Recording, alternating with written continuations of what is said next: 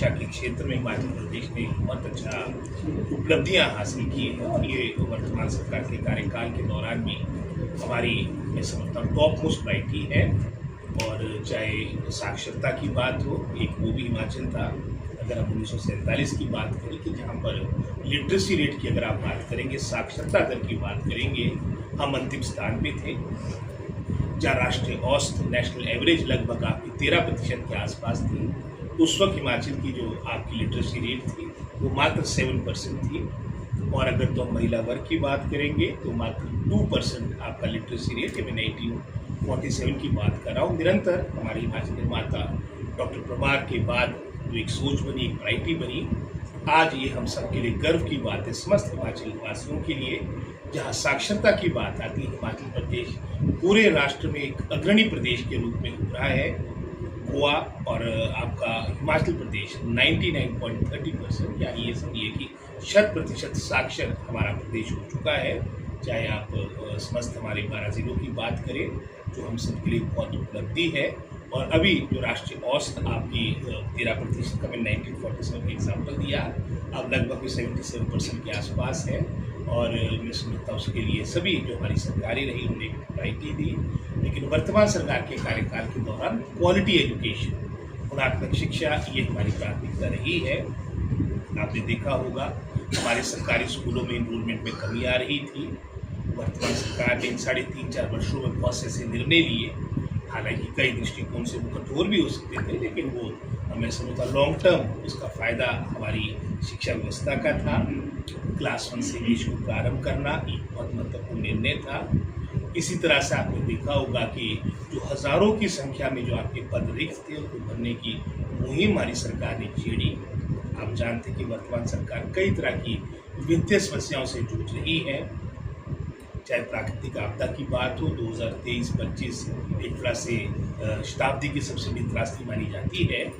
और आपने देखा हो कि रेवेन्यू डेफिसिट ग्रांट जो हिमाचल के अस्तित्व में आने के उपरांत हमेशा सभी केंद्र की सरकारों ने हमको दिया, लेकिन ये वर्तमान केंद्र की सरकार के कार्यकाल के दौरान उस पर रोक लगी। जो आपकी लोन लिमिट थी, क्योंकि हमने ओपीएस दिया कर्मचारियों को, उसमें भी कटौती की गई। एक्सटर्नली एडेड प्रोजेक्ट्स जो आपके जिसमें कोई कैप नहीं हुआ करता था, उसमें भी कैप लगा दिया। आपका जो जीएसटी पर जो कंपनसेशन हर प्रदेश सरकार को मिला करता था 2022 के उपरांत, उस पर भी विराम लगा। लेकिन उसके बावजूद भी जो हमारी कमिटमेंट हिमाचल प्रदेश को आगे ले जाने की, विशेषकर शिक्षा की अगर मैं बात करूँगा, मैं धन्यवादी हूँ अपने माननीय मुख्यमंत्री का, सभी काबिना अपने सहयोगियों का, कि हमें शिक्षा के लिए वर्तमान अगर आप बजट में भी नज़र डालेंगे, लगभग आपका 18% टोटल जो बजट है आपका 56,000 करोड़ के आसपास, उसमें से लगभग 9,600 करोड़ के आसपास हमें शिक्षा को मिला है। और हज़ारों की संख्या में पद भरेंगे। और ये पद आपके कमीशन के द्वारा, उदाहरण के तौर पर अगर प्रिंसिपल्स की बात करेंगे कॉलेज कैडर की, उनसे लेके कॉलेज कैडर के प्रिंसिपल से लेके जो एक टॉप पोस्ट होती है आपके कमीशन के द्वारा, वहाँ से लेके हज़ारों की संख्या में मैं समझता हूँ पीजीटी, जेबीटी आपके ये पद भरेंगे। और उसका एक परिणाम था जो नैस की रैंकिंग में 2021 में हम काफ़ी पीछे आ चुके थे, 21वें स्थान पर पहुँच चुके थे। उसमें कारण ये भी था कि हमारी विदाउट टीचर स्कूल, हमारे सिंगल टीचर स्कूल की संख्या बढ़ती जा रही थी। आज वर्तमान में हमारी काफ़ी इसमें कमी आई है। और लगभग अगर बैच वाइज रिक्रूटमेंट की बात करेंगे, 4,000 से अधिक हमने बैच वाइज रिक्रूटमेंट किया। उसका कारण ये भी था क्योंकि आपका चयन आयोग थे, या जिसको पहले हम सर्विस सिलेक्शन बोर्ड हमीरपुर में स्थित है, वहाँ पर कई तरह की अनियमितताएँ हुई, उस पर वो कार्य नहीं कर रहा था, फंक्शनल नहीं था। तो हमारे पास एक ऑप्शन थी बैच वाइज, और उसके माध्यम से कुल 4,000 टीचर हमने टीजीटी, सीएनपी, आपकी जीबीटी रखे हैं। इसी तरह से आपके स्कूल कैडर की जो हमारी सरकार के द्वारा, कमीशन के द्वारा लगभग कोई 600 के आसपास पीजीटी को नियुक्तियाँ मिली।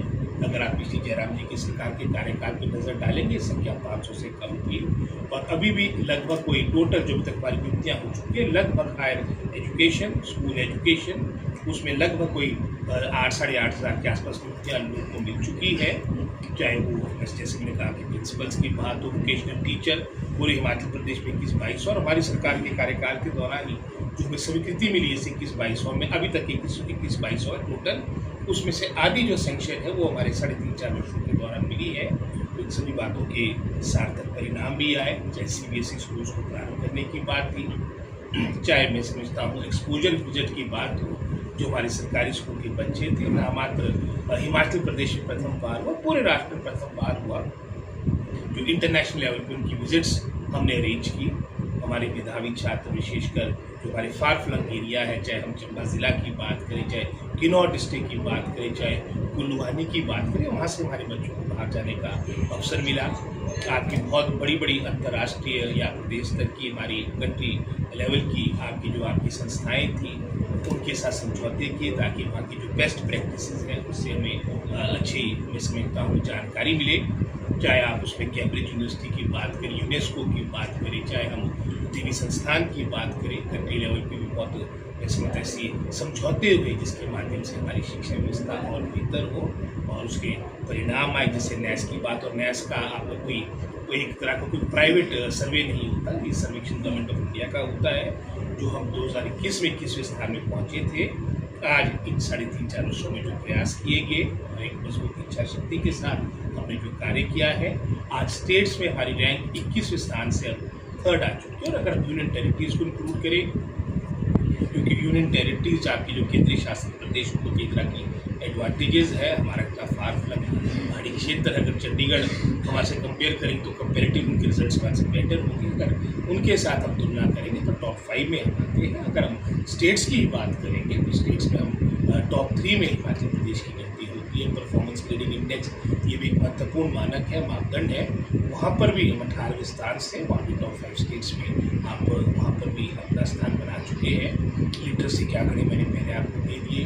ड्रॉप आउट हमारा मिनिमम है पूरी कंट्री लेवल के जो आपके आंकड़े हैं, और इसी तरह से इनरोलमेंट रेशियो हमारा सर्वाधिक है कंट्री लेवल पे, और विशेषकर प्राथमिक और माध्यमिक स्तर तक तो हम कह सकते हैं कि 100% हमारा इनरोलमेंट रहती है। तो जो भी मानक है उसमें हिमाचल प्रदेश ने अच्छा प्रदर्शन किया है और निश्चित रूप में हमेशा बेहतर करने की गुंजाइश होती है।